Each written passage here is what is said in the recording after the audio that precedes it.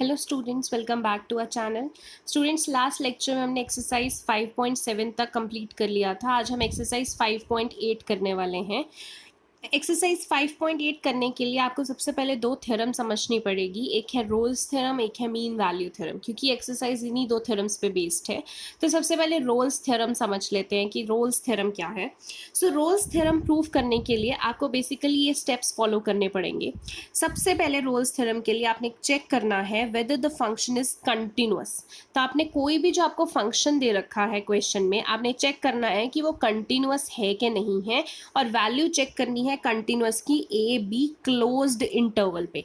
Close interval का मतलब आप समझ सकते हैं कि अगर मैं 2,3 क्लोज्ड इंटरवल लिखती हूँ तो यानी कि इसमें 2 भी है और इसमें 3 भी है, दोनों है।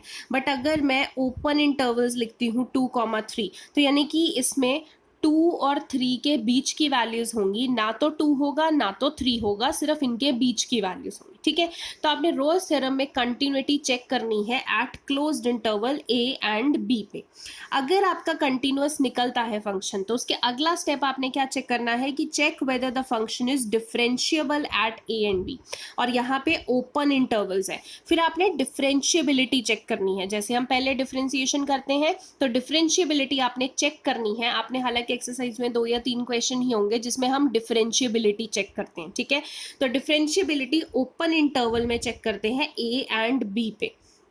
And F of A should be equal to F of B, मतलब जो भी यहाँ पे ए बी की वैल्यू होगी, मतलब एफ ऑफ 2, फंक्शन में 2 की जो वैल्यू डालेंगे और फंक्शन में अगर 3 की वैल्यू डालते हैं तो दोनों जो है वो बराबर आने चाहिए। ठीक है, जब डिफरेंशिएबल भी हो गया एंड आपका F of A and F of B भी बराबर आ गया, it means the function satisfy both condition, then Rolle's theorem is satisfied. तो दोनों कंडीशन सेटिस्फाई हो गई तो रोल्स थ्योरम सेटिस्फाई है। क्योंकि रोल्स थ्योरम सेटिस्फाई है तो हमने आगे क्या निकालना है, देयर एग्जिस्ट सम सी, कोई ऐसा सी फंक्शन भी है जो कि ए एंड बी को बिलोंग करता है। ए एंड बी को बिलोंग करेगा such that F of differentiation of C is equal to 0। तो आपने क्या सपोज करना है कि एफ सी की जो डिफरेंशिएबिलिटी है वो 0 के बराबर है। ठीक है, अब आपको अगर नहीं समझ में आ रहा है कि क्या है तो आपको क्वेश्चन के हिसाब से समझ में आ जाएगा। नेक्स्ट है हमारा मीन वैल्यू थ्योरम, जिसको हम बोलते हैं Lagrange mean value theorem. LMVT भी बोल देते हैं, मीन वैल्यू थ्योरम MVT भी बोल देते हैं। इसके जो स्टेप्स है ना वो भी आपका रोल्स थ्योरम से ही मैचिंग है। जैसे फर्स्ट स्टेप आपका वही है कि कंटिन्यूटी आपने चेक करनी है closed interval A and B पे। अगर फंक्शन कंटिन्यूअस निकलता है तो डिफरेंशिएबिलिटी चेक करनी है ए एंड बी पे।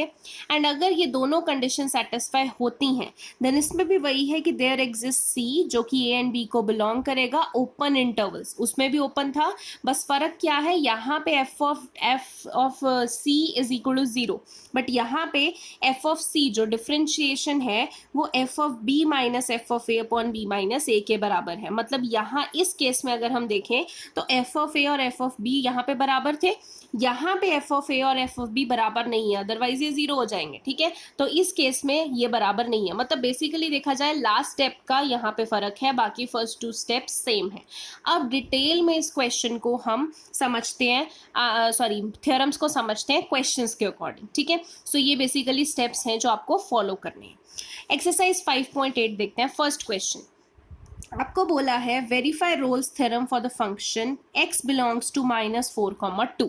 आपको इस फंक्शन के लिए ये आपके पॉइंट्स है, यहाँ पे आपको रोल्स थ्योरम वेरीफाई करनी है। ठीक है, अब देखो जब भी आपके पॉलिनोमियल फंक्शंस आते हैं या आपके ट्रिग्नोमेट्रिक फंक्शंस आते हैं तो बेसिकली ये फंक्शंस हमेशा कंटिन्यूअस होते हैं और डिफरेंशिएबल भी होते हैं। ठीक है, अब जब भी हम ये क्वेश्चन करेंगे कि वेरीफाई करेंगे रोल्स थ्योरम या मीन वैल्यू थ्योरम, तो हमें इन फंक्शंस को, जो पॉलिनोमियल फंक्शंस हैं, जो ट्रिग्नोमेट्रिक फंक्शंस हैं, हमें उनको प्रूव करने की ज़रूरत नहीं है कि वो कंटिन्यूअस है या डिफरेंशिएबल है। ठीक है, तो हम इनको डायरेक्ट ही लिख सकते हैं। तो जब आपका फंक्शन है, आपके पास x² + 2x - 8, आपको पता है कि ये पॉलिनोमियल है, तो आपने क्या लिखना है, since the given function is polynomial thus it is continuous at, ये जो क्लोज इंटरवल है -4,2 पे ये फंक्शन कंटिन्यूअस है। ठीक है, अगर पॉलिनोमियल फंक्शन कंटिन्यूअस है तो वो डिफरेंशिएबल भी होगा। So since the function is the polynomial thus it is differentiable eight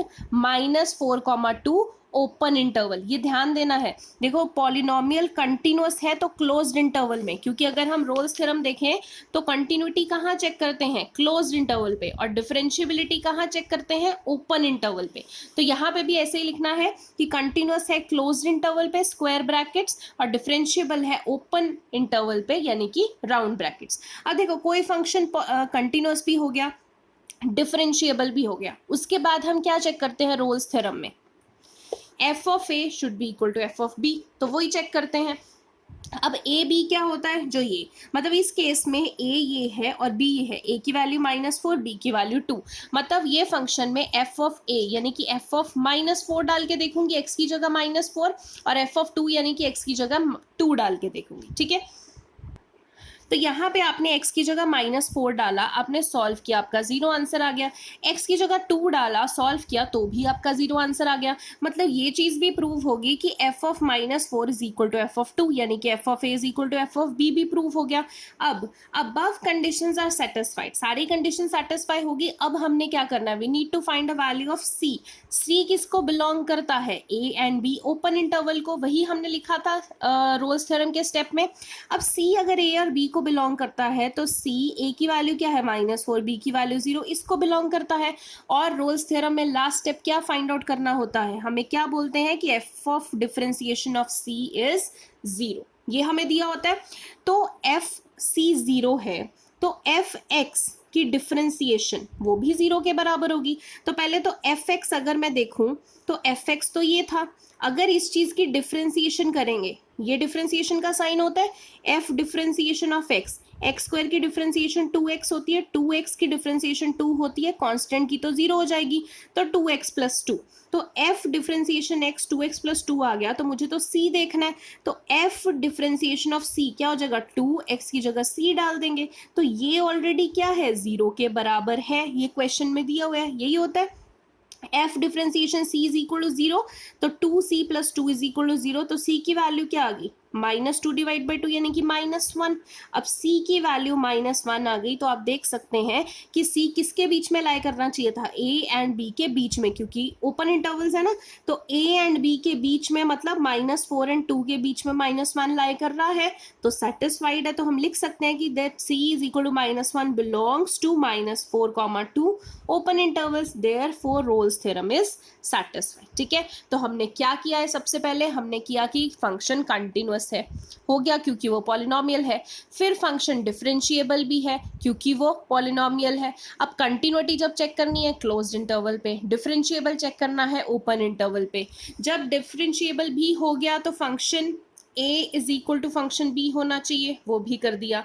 जब a और b बराबर आ गया, c निकालना है such that it belongs to a and b, तो f डिफरेंशिएशन ऑफ c तो 0 के बराबर होता है, अकॉर्डिंग टू रोल्स थ्योरम ये 0 के बराबर होता है। तो फंक्शन आपका ये था, तो इस फंक्शन की डिफरेंशिएशन ये आई, तो x की जगह c डाल देंगे, तो इसको इज इक्वल टू 0 करेंगे, तो c की वैल्यू -1 आ गई। तो बेसिकली c की वैल्यू फाइंड आउट करनी है हमने। अब c की वैल्यू -1 आ गई, तो इन दोनों के बीच में आ रही है, it means roles theorem is verified, ठीक है। क्वेश्चन नंबर 2 देखते हैं।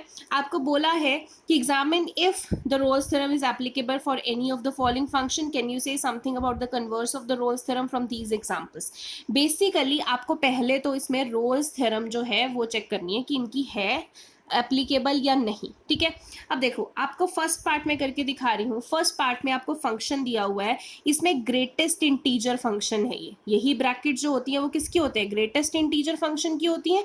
x दिया हुआ है और ये x की वैल्यू कहाँ पे आ रही है, 5 और 9 पे आपको चेक करनी है। क्लोज्ड इंटरवल है, मतलब या तो 5 है या तो 9 है, 5 और 9 के बीच में कुछ नहीं होगा।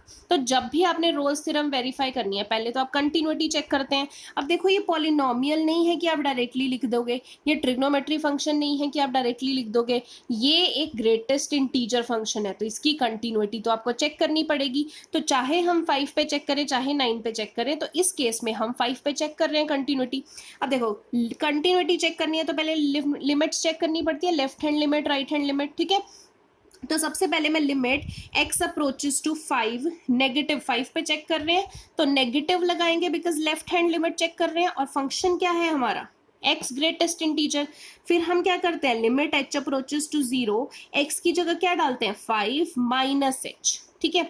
अब देखो 5 में माइनस एच, एच क्या है, अप्रोचेस टू जीरो, मतलब बहुत ही कम माइनस होगा, क्लोज टू जीरो माइनस होगा 5 में से। अब ग्रेटेस्ट इंटीजर फंक्शन क्या कहता है, अगर मैं 5 में से बहुत कम भी माइनस करती हूँ, मतलब 0 पॉइंट समथिंग माइनस करती हूँ, तो अगर वो 4.999 भी बन जाता है, तो ग्रेटेस्ट इंटीजर फंक्शन क्या कहता है कि ये 4.999 किसके बीच में आ रहा है, 4 और 5 के बीच में आ रहा है। तो ग्रेटेस्ट इंटीजर फंक्शन में हम लीस्ट वाली वैल्यू डालते हैं। मैंने आपको बताया था नाम तो ग्रेटेस्ट इंटीजर फंक्शन है, बट वैल्यू लीस्ट वाली लेते हैं। तो ये वाला फंक्शन में लीस्ट वैल्यू क्या है, 4। तो 5 में से बहुत कम, क्लोज टू जीरो अगर हम माइनस करेंगे तो वैल्यू कौन सी हम लेंगे, 4। तो इसका लेफ्ट हैंड लिमिट का आंसर 4 आ गया। राइट हैंड लिमिट अगर हम चेक करते हैं तो limit x approaches to 5 positive होगी, क्योंकि राइट हैंड लिमिट फंक्शन तो वही है greatest integer function. Limit h approaches to 0, तो x की जगह यहाँ पे क्या डालेंगे, 5 प्लस h, मतलब 5 में प्लस तो करना है बट वो क्लोज टू 0 प्लस करना है, ठीक है। तो अगर इसमें प्लस करती हूँ, 5 में कुछ भी प्लस करती हूँ तो 5 पॉइंट समथिंग बनेगा, यानी कि वो 5 और 6 के बीच में लाई करेगा। तो लेनी तो हमने लीस्ट वाली वैल्यू है, तो 5। तो यानी कि इसका आंसर क्या आया, 5। अब देखो लेफ्ट हैंड लिमिट 4 है, राइट हैंड लिमिट 5 है, ये तो बराबर नहीं आए, LHL not equal to RHS, so function is not continuous at x is equal to 5, ठीक है। अब फंक्शन कंटिन्यूअस नहीं निकला, देखो कंटिन्यूअस नहीं निकला, वैसे तो वो डिफरेंशिएबल होगा भी नहीं, ठीक है, बट फिर भी क्योंकि आपको डिफरेंशिएशन के जो क्वेश्चंस हैं जहाँ पे आपको डिफरेंशिएबिलिटी चेक करनी है फंक्शन की, वो बहुत कम क्वेश्चंस इस चैप्टर में, तो मैं क्वेश्चन करके दिखाती हूँ, बाई चांस आपको पेपर में करने की जरूरत पड़े। तो अब डिफरेंशिएबल भी देखते हैं कि क्या ये फंक्शन डिफरेंशिएबल है।